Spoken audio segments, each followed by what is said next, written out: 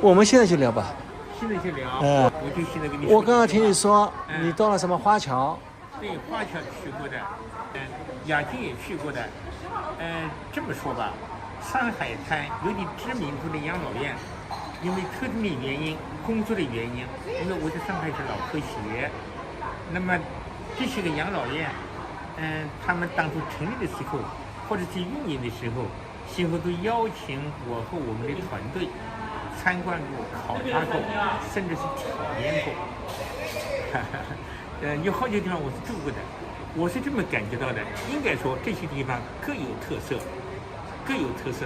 那么为什么有人会选择这个地方，有人会选择那个地方？那么我是现在选择这个地方，当然有我自己的考虑。上海市的有一定知名度的高档养老院和上海周边地区的有一定知名度的养老院，基本上都曾经邀请我参观过、考察过，甚至是体验过。当然包括我的团队，我也组织过不少人，大概是这个情况。最后你是选择了这里来了？一个是我自己有我自己的选择，这有这样的特点。什么特点？要是按照我们习惯的说法，我们的选择都有自己的考虑。一般来说，简单的说叫衣食住行，衣食住行。衣倒是不是穿衣裳的衣，对，医疗的医疗的。这个地方的医疗条件是一大特色，一大特色。就在门口。就在门口，而且它有一个特点是什么呢？它虽然在湖州，但是它堆积了上海的3家医院的高档的医疗资源。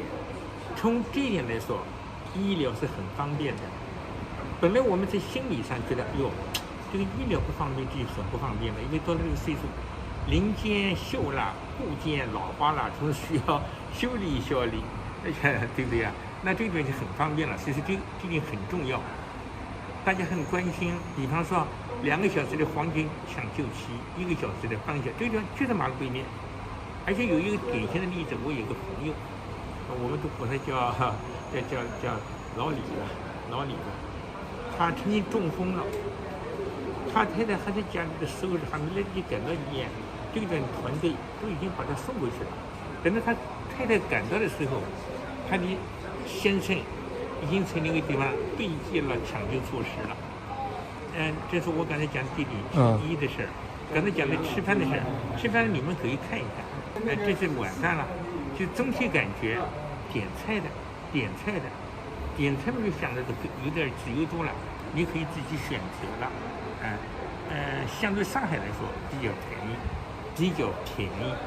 其实说个便宜的话嘛，或者换个词汇吧，就是性价比比较高。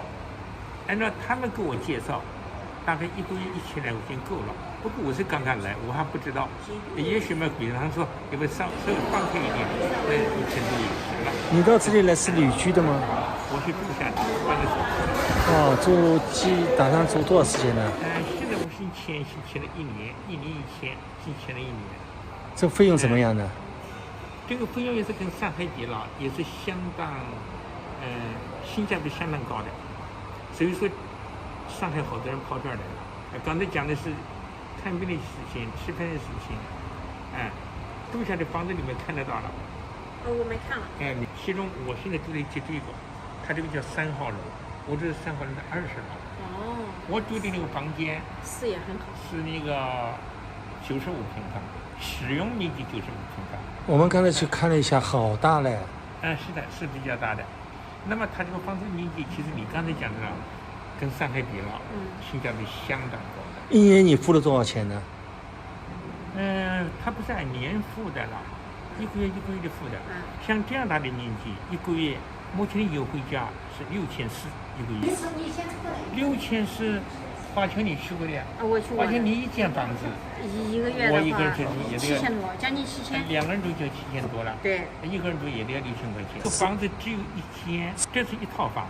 就只1个人还是2个人呢？我现在是1个人，它是这样的，房子它是按照房子算的，那么就是餐饮费你是另外算的。刚才不是提到衣食住行嘛，吃饭的问题就是你自己好掌握的。那么现在餐饮费是另外自己付的。你到这里来，可能不仅仅是为了房价便宜一点咯，是吧？可能更重要的是为的是什么呢？你说的对了，不只是为了便宜，而是为了找到感觉。这不有一句话叫"一方水土养一方人，此心安处便是家"。到了这儿来了以后，你可以找到自己的感觉。其实我刚才不是讲了这几条了吗？你梳理一下，你会发现这个地方你会找到一个所谓的宜居的感觉。这里是依山傍湖啊。是这么回事儿，是这么回事儿。这个上海是没办法的。上海可能有佘山，我刚才讲了，它是各有特点。上海的佘山是可以的，但是佘山的价位，要是跟这儿比起来，那个价位一般人是不能承受的。那上海的佘山也不能和这里的山比呀。这倒是此山非彼山，是吧？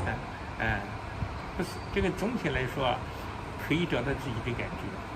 这个我所谓的感觉，它不只是空气，是硬件儿，环境也是硬件儿，房子也是硬件儿，还有一个就是所谓的软件儿，你感受到它的服务，对，你不在家里头，可以感受到家庭的温暖；不在孩子身边，可以从这些个团队身上、工作人员身上感受到亲人的关怀。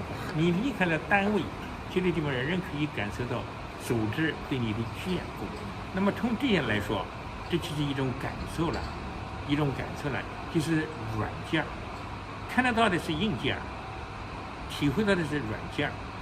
那么硬件加软件放在一起，你就找到感觉了。所以此心安处便是家。所以你就到这里来了。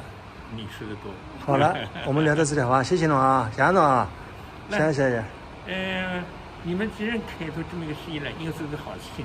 一方面，你帮助养老院这个宣传；另一方面，也给这些长辈、这些老人对你介绍，对双方都有好处，对不对呀？对。你服务的是老年群体，老年这个行业，实际上这是个朝阳事业，很好。好啊，辛苦了，该吃饭了。